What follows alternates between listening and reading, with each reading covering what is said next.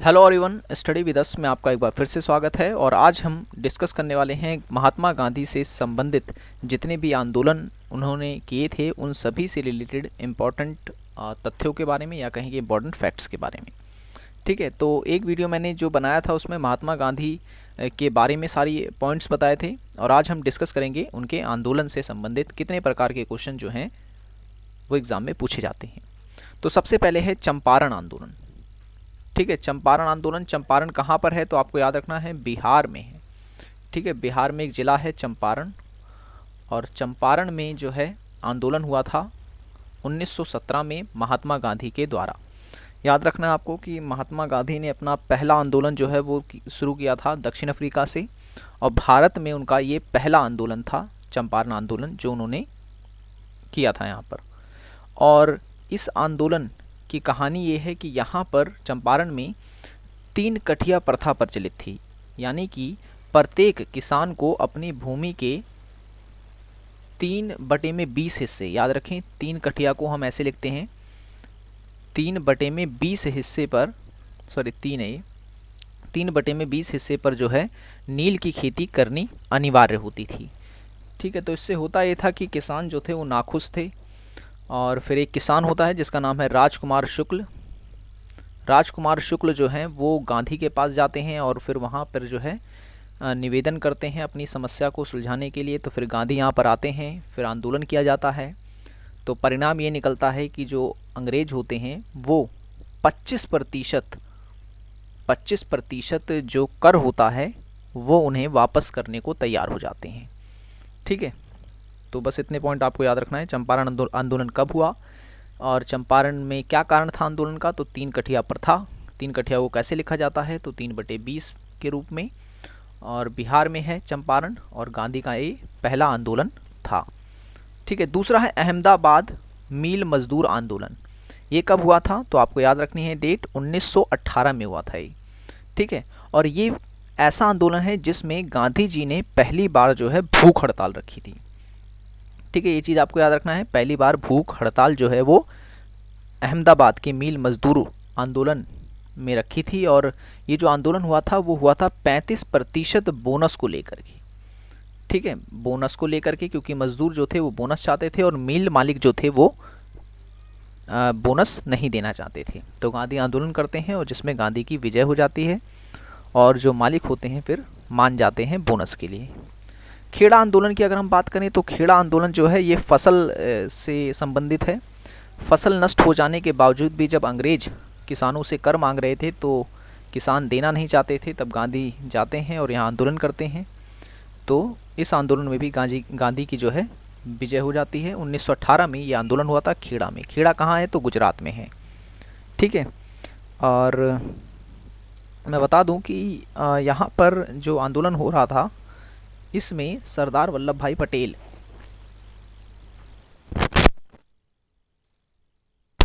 ने भी जो है अपनी महत्वपूर्ण भूमिका निभाई थी। ठीक है, नेक्स्ट है रॉलेट एक्ट। रॉलेट एक्ट 8 मार्च 1919 में भारत में आया था।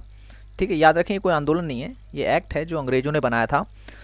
भारत में जो हिंसक गतिविधियां हो रही थी तो उसको कंट्रोल करने के लिए ये एक्ट लाया गया था 8 मार्च 1919 में। इसे काला कानून कहा जाता है। ठीक है, काला कानून, और इसे बिना वकील, बिना दलील और बिना वकील का कानून भी कहा जाता है। ठीक है, बिना दलील, बिना अपील और बिना वकील का कानून भी इसे कहा जाता है। इसे काला कानून भी कहा जाता है। ठीक है, और इसमें था ये कि जिस भी भारतीय पर यह शक होता है कि वो हिंसक गतिविधि कर सकता है उसको बिना कारण बताए जो है जेल में डाला जा सकता था इस कानून के तहत। ठीक है ना, जिसे रॉलेट एक्ट कहते हैं। तो ये चीज़ आपको याद रखनी है। ठीक है, बिना अपील, बिना दलील, बिना वकील का कानून भी कहते हैं, और गांधी जी ने इसे काला कानून कहा है। ठीक है, काला कानून कहा है।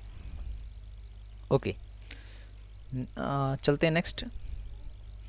नेक्स्ट है असहयोग आंदोलन। असहयोग आंदोलन जो है वो गांधी जी ने 1920 में प्रारंभ किया था। ठीक है, 1920 में प्रारंभ किया था। अगर आपसे पूरी डेट पूछे तो आपको कंफ्यूज नहीं होना है। 1 अगस्त 1920 को, 1 अगस्त 1920 को यह आंदोलन प्रारंभ हुआ था, और और इस ये दौरान जो है, इसके दौरान एक नारा दिया गया था, वो आपको याद रखना है कि एक वर्ष में स्वराज का नारा जो है वो इसी आंदोलन के दौरान दिया गया था। ठीक है, ये चीज़ आपको याद रखनी है। और इसी आंदोलन के दौरान जो है महात्मा गांधी ने अपनी केसर ए हिंद की जो उपाधि है, जो पुरस्कार था, जो उपाधि थी, वो वापस कर दिया था।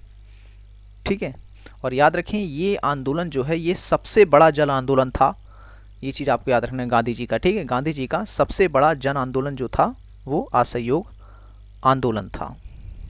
ठीक है, ये चीज़ आपको याद रखनी है। चोरा चोरी की बात करें अगर हम, चोरा चोरी जो है ये एक ज़िला है उत्तर प्रदेश में, ज़िला नहीं सॉरी, एक गांव है एक, चोरा चोरी, गोरखपुर में। ठीक है, तो यहाँ पर एक घटना हुई थी 5 फरवरी 1922 में। ठीक है ना, 5 फरवरी 1922 में हुआ ये था। इस घटना के तहत 22 पुलिस कर्मियों को जो है गांव वालों ने थाने में जला दिया था। ठीक है, तो इससे ये हुआ था कि जो आंदोलन चल रहा था गांधी का असहयोग आंदोलन, वो असफल हो गया था। क्यों? क्योंकि गांधी का मानना था कि जो आंदोलन है असहयोग वो अब हिंसक हो चुका है, तो इसीलिए गांधी जी ने अपना आंदोलन वापस ले लिया था।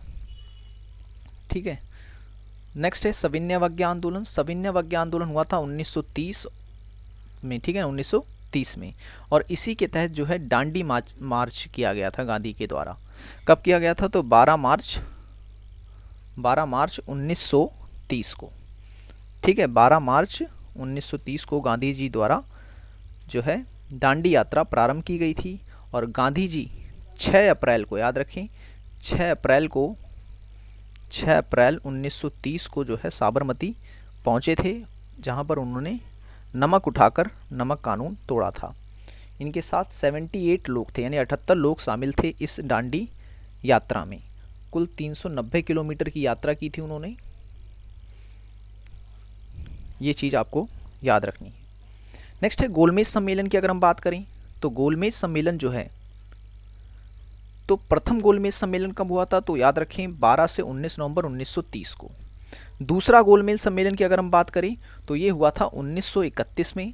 तीसरे गोलमेज सम्मेलन की अगर हम बात करें, यहाँ तृतीय भी है, तो तीसरा गोलमेज सम्मेलन जो हुआ था वो 1932 में हुआ था। ठीक है, तो पहला जो गोलमेज सम्मेलन था उसका कांग्रेस ने विरोध किया था। दूसरे गोलमेज सम्मेलन में गांधी, कांग्रेस वगैरह ने भाग लिया था। ठीक है, और तीसरा गोलमेज सम्मेलन जो था इसका भी जो है विरोध किया गया था। तो याद रखें, अगर आपसे क्वेश्चन पूछता है कि ऐसे कौन से व्यक्ति थे जिन्होंने तीनों ही गोलमेज सम्मेलन में जो है अपनी भूमिका निभाई थी, तो आपका आंसर होगा डॉक्टर भीमराव अंबेडकर। ठीक है, डॉक्टर अंबेडकर जो थे, इन्होंने जो है तीनों गोलमेज सम्मेलन में अपनी महत्वपूर्ण भूमिका निभाई थी, और इसी का परिणाम था कि इन्हें पृथक निर्वाचन मंडल दिया गया था। पृथक निर्वाचन मंडल, जिसे फिर गांधी जी ने जो है ख़त्म करवा दिया था। ठीक है, क्या आप मुझे कमेंट में बता सकते हैं कि जो पृथक निर्वाचन मंडल है इसको किस समझौते के तहत जो है समाप्त किया गया था?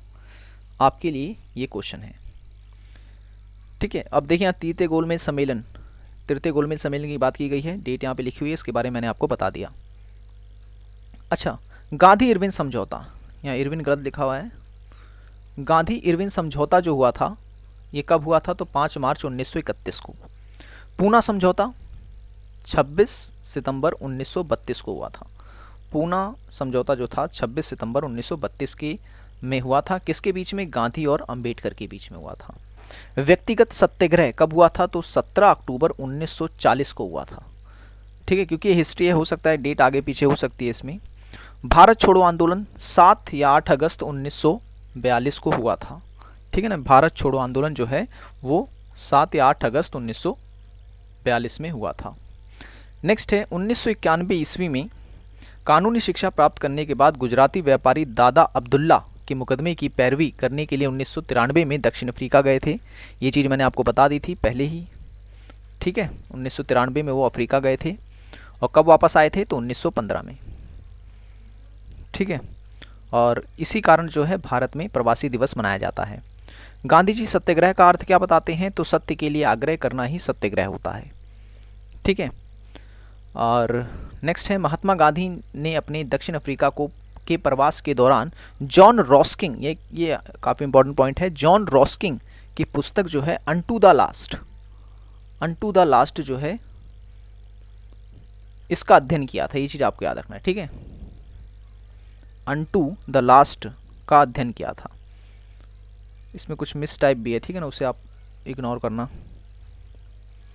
नेक्स्ट है, गांधी जी ने स्वयं को दार्शनिक अराजकतावादी कहा है, ठीक है ना, याद रखें, गांधी जी ने अपने आप को दार्शनिक अराजकतावादी कहा है। ये नेट के एग्ज़ाम में क्वेश्चन पूछा गया था, ठीक है, यूजीसी नेट के एग्ज़ाम में ये क्वेश्चन पूछा गया था कि दार्शनिक अराजकतावादी क्या गांधी को कहा जाता है। तो याद रखें, गांधी जी को ने स्वयं को जो है दार्शनिक अराजकतावादी कहा है। ओके, गांधी जी ने अपने ग्रंथ हिंद स्वराज में सत्याग्रही के लिए 11 व्रतों का पालन अवश्य बताया है। जो सत्याग्रह करते हैं उनके लिए जो है 11 व्रतों का पालन जो है अनिवार्य बताया है। ये कौन कौन से हैं? तो अहिंसा, सत्य, अस्तेय यानी चोरी ना करना, ब्रह्मचर्य, अपरिग्रह, शारीरिक, ठीक है ना, अपरिग्रह मतलब श्रम, आस्वाद, निर्भयता, सभी धर्मों को समान दृष्टि से देखना, स्वदेशी और अस्पृश्यता निवारण, ठीक है, यानी छुआछूत ना मानना। तो इतने पॉइंट्स थे जो हमने इसमें डिस्कस किए। आई होप कि वीडियो आपको पसंद आया होगा। वीडियो पसंद आया हो तो लाइक ज़रूर करें, चैनल को सब्सक्राइब नहीं किया तो ज़रूर कर लें ताकि ऐसी ही वीडियोज़ आपको मिलते रहे। सो मिलते हैं अब नेक्स्ट वीडियो में। Thanks for watching this video.